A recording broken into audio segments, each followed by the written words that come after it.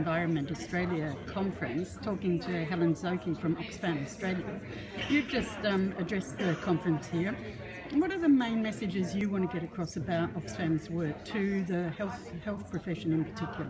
Well, Oxfam works across the world, and we work with developing countries, and we've really taken climate change as one of our global campaigning efforts, because it's one of the biggest barriers to actually lifting people out of poverty.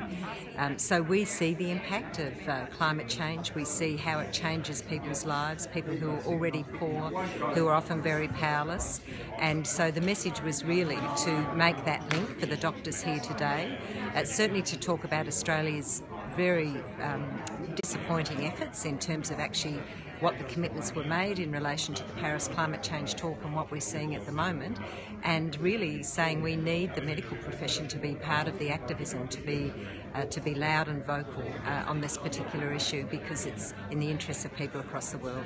In terms of seeing the impact of climate change on people, you gave it as an example, Vanuatu. That was an incredible belt that they took with Cyclone Pam. Can you just describe the impact? Sure. So if we do a lot of work in the Pacific, and so we know that the Pacific Island is really at the right at the doorstep of the impacts of climate change.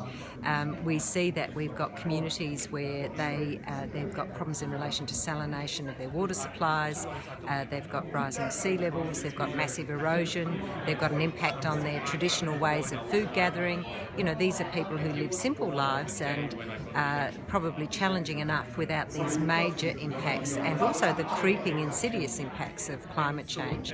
I don't know whether any of the doctors here have visited Kiribati. It's the most compelling experience. The island of Tarawa, 55,000 people. It's the highest density of living in the world.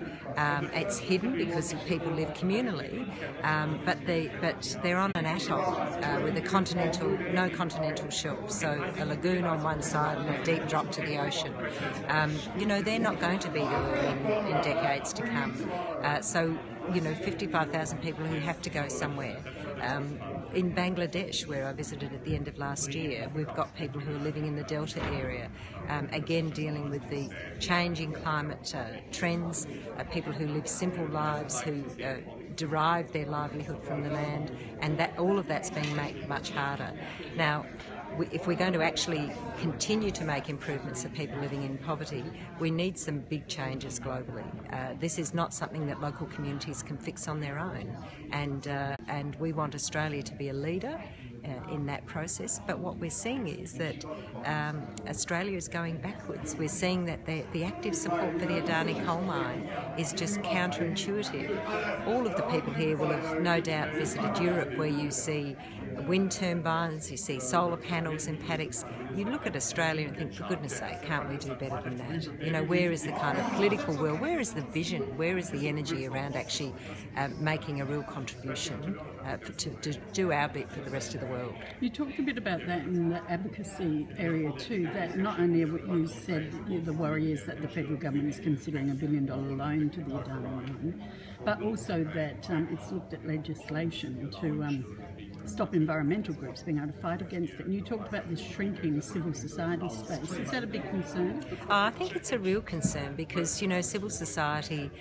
is connected with people. It helps. It's an avenue for people to mobilise.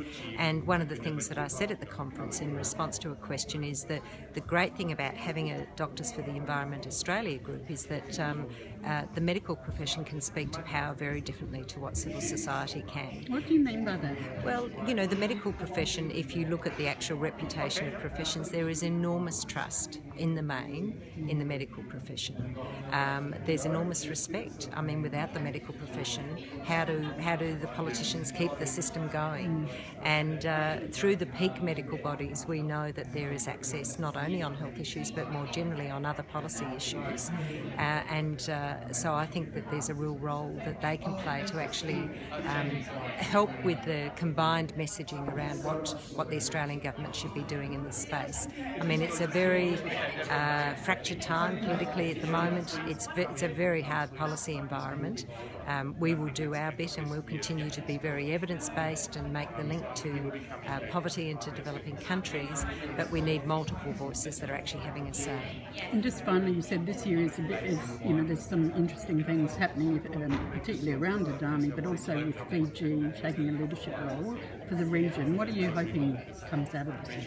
Well, the Pacific has really mobilised. You know, we support a civil society group that are active around climate change, but the Pacific governments have very much mobilised around the issue of climate change. We've got the COP talks in Fiji later on this year, and we have the Vulnerable Countries group that's really taken action. So, the developing world is dragging the developed world to the start line. They're well and truly jumping over us in terms of their own ambition for addressing climate change, moving to renewable futures, and we're hoping, if nothing else, they'll shame some action out of certainly countries like Australia. Thank you very much, Helen.